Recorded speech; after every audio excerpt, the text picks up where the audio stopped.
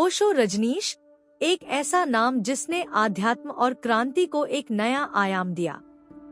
उनके विचारों ने समाज की स्थापित मान्यताओं को चुनौती दी और दुनिया भर में लाखों अनुयायियों को एक नया दृष्टिकोण दिया। लेकिन जितना रहस्यमय उनका जीवन था, उतनी ही रहस्यमय उनकी मृत्यु भी रही। 19 जनवरी 1990 को जब उनके पुणे स्थित आश्रम से उनकी मृत्यु की खबर आई, तो उनके अनुयायियों और दुनिया भर में उनके प्रशंसकों के बीच हलचल मच गई। क्या उनकी मृत्यु प्राकृतिक थी या फिर इसके पीछे कोई गहरी साजिश थी? यह सवाल आज भी अनसुलझा है। ओशो का जन्म 11 दिसंबर 1931 को मध्य प्रदेश के कुचवाड़ा गांव में हुआ था। बचपन से ही वे तीव्र बुद्धि और विद्रोही स्वभाव के थे। उन्होंने जिद्दू कृष्णमूर्ति, महावीर, बुद्ध और अन्य संतों के विचारों का अध्ययन किया और अपने अनोखे अंदाज में दुनिया को ध्यान और आत्मज्ञान का संदेश दिया। उनका मानना था कि व्यक्ति को पूर्ण स्वतंत्रता मिलनी चाहिए, चाहे वह धर्म, समाज, राजनीति या जीवन शैली से संबंधित हो। 1981 में ओशो अपने अनुयायियों के साथ अमेरिका चले गए और ओरेगन राज्य में रजनीशपुरम नामक एक विशाल कम्यून की स्थापना की। इस कम्यून में हजारों अनुयायी बसने लगे और यह एक आत्मनिर्भर शहर बन गया। लेकिन स्थानीय अमेरिकी सरकार और नागरिकों को यह स्वीकार नहीं था कि एक भारतीय गुरु अमेरिका में इतनी तेजी से अपनी जड़ें जमा रहा है। इसके बाद ओशो और उनके अनुयायियों के खिलाफ कई आरोप लगाए गए, जिसमें अवैध गतिविधियों और जैविक आतंकवाद जैसे गंभीर आरोप भी शामिल थे। 1985 में अमेरिकी सरकार ने उन्हें गिरफ्तार कर लिया और कई जेलों में स्थानांतरित किया।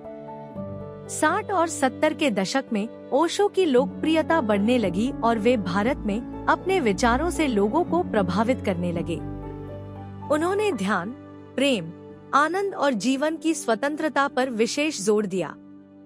लेकिन उनके खुले विचार और परंपरागत धर्मों की आलोचना उन्हें कई विवादों में घसीट ले गई। जब ओशो को जेल में रखा गया, तो उनके अनुयायियों का दावा है कि उन्हें धीमा जहर दिया गया।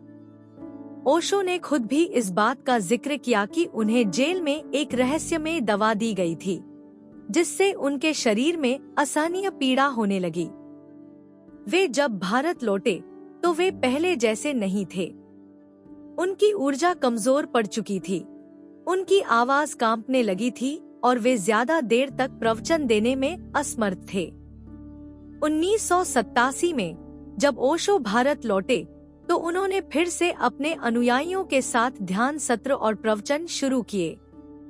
लेकिन यह स्पष्ट था कि उनका शरीर अब पहले की तरह मजबूत नहीं रहा। उन्होंने कई बार अपने अनुयायियों से कहा कि अमेरिका में उनके साथ कुछ ऐसा हुआ है, जिसका प्रभाव अब उनके शरीर पर दिखाई दे रहा है। उन्होंने इशारों में यह भी कहा कि अमेरिका की सरकार उन्हें धीरे धीरे मारना चाहती थी। उनकी तबीयत लगातार बिगड़ती जा रही थी और उनके करीबी अनुयायियों का मानना था कि यह किसी सामान्य बीमारी का असर नहीं था। उनके निजी डॉक्टरों ने इसे क्रॉनिक फैटीग सिंड्रोम बताया, लेकिन उनके भक्तों का मानना था कि यह जहर का प्रभाव था, जो धीरे धीरे उनकी नसों में फैल चुका था। 18 जनवरी 1990 को ओशो ने अपने कुछ सबसे करीबी शिष्यों को बुलाया और कहा, अब मेरा शरीर ज्यादा दिन तक ऊर्जा नहीं रख पाएगा। जब मैं चला जाऊं, तो मुझे उसी कमरे में रखना जहां मैं ध्यान करता था। यह सुनकर उनके शिष्य स्तब्ध रह गए। ओशो की मृत्यु के बारे में कई सिद्धांत प्रचलित हैं। कुछ लोग मानते हैं कि यह एक प्राकृतिक मृत्यु थी, जो उम्र और कमजोर स्वास्थ्य के कारण हुई। लेकिन कई अनुयायियों का मानना है कि यह एक सोची समझी साजिश थी।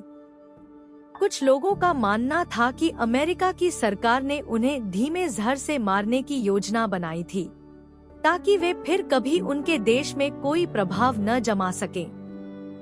वहीं कुछ अनुयायी यह भी सोचते थे कि उनके ही आश्रम के भीतर कोई गुप्त साजिश चल रही थी। ओशो की मृत्यु के बाद उनके आश्रम और उनकी संपत्ति को लेकर कई विवाद उठे। कई अनुयायियों ने आश्रम के नेतृत्व को लेकर संघर्ष किया और उनकी शिक्षाओं के अधिकार को लेकर भी कई विवाद हुए। 19 जनवरी की शाम 5 बजे ओशो ने अपनी अंतिम सांस ली। उनके शरीर को देखकर ऐसा लग रहा था जैसे वे किसी गहरी शांति में लीन थे। उनके चेहरे पर एक दिव्य मुस्कान थी, लेकिन उनकी अचानक मृत्यु ने कई सवाल खड़े कर दिए। सबसे रहस्यमय बात यह थी कि उनके निधन के कुछ घंटों के भीतर ही उनका अंतिम संस्कार कर दिया गया। उनके शव का कोई मेडिकल परीक्षण नहीं हुआ, जिससे यह पुष्टि की जा सके कि उनकी मौत का असली कारण क्या था।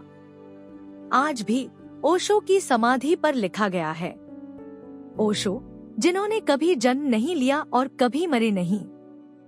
उनकी शिक्षाएं आज भी करोड़ों लोगों को प्रेरित कर रही हैं।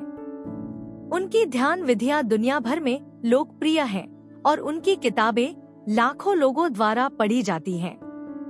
ओशो भले ही इस दुनिया से चले गए हों, लेकिन उनके विचार और उनकी ऊर्जा हमेशा जीवित रहेगी। उनकी मृत्यु आज भी एक रहस्य बनी हुई है। यह सवाल अब भी अनसुलझा है कि उनकी मौत वास्तव में प्राकृतिक थी या फिर किसी गहरी साजिश का हिस्सा थी। लेकिन एक बात तय है, ओशो एक ऐसे गुरु थे जिनका प्रभाव कभी भी खत्म नहीं हो सकता। अगर आपको यह जानकारी अच्छी लगी हो तो इस वीडियो को लाइक करें, शेयर करें और कमेंट करें और चैनल को सब्सक्राइब करके नोटिफिकेशन बेल को प्रेस करना बिल्कुल न भूलें। तब तक के लिए गुड बाय।